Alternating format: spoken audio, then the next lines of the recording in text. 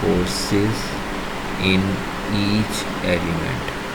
For this, we first need to define the displacement matrix. Already we have found displacements u1 and v1, but now we want to form the displacement matrix. We name it by DISP, disp is equal to zeros 8. Previously zeros 8 means 8 by 8 matrix, but if you put a comma and 1, that means 8 now rows and 1 column. 1 is column and 8 is rows, so it will be made up zeros, 8 zeros. Okay, but it is not shown 0 here because of this line.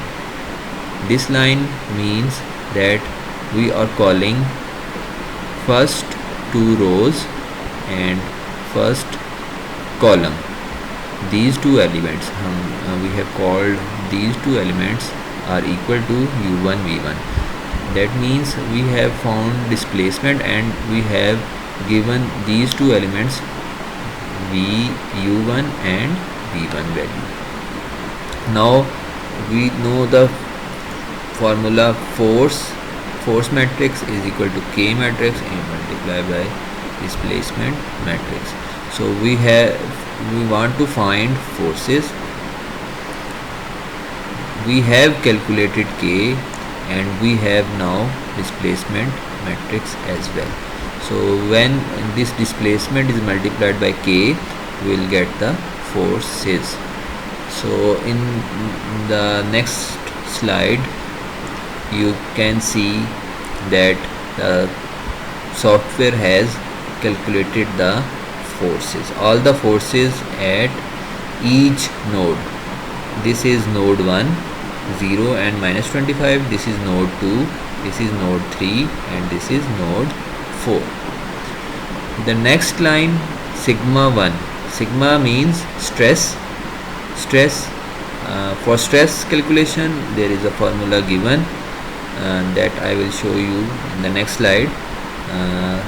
It is E1 over L1. E1 is Young's modulus for element 1, L1 is length of element 1, and this is the formula. Multiply by this displacement.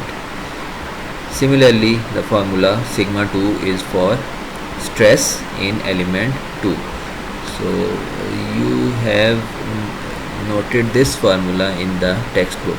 Please note it down, and these crosses are representing actually negatives, so you can find this formula in the book.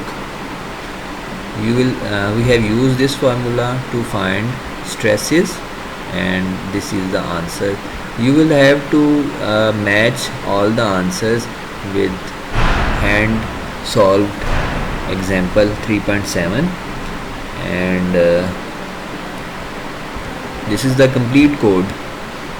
When you paste this code into MATLAB and run it, you will find the stresses, forces, displacements and K matrix. These are the answers.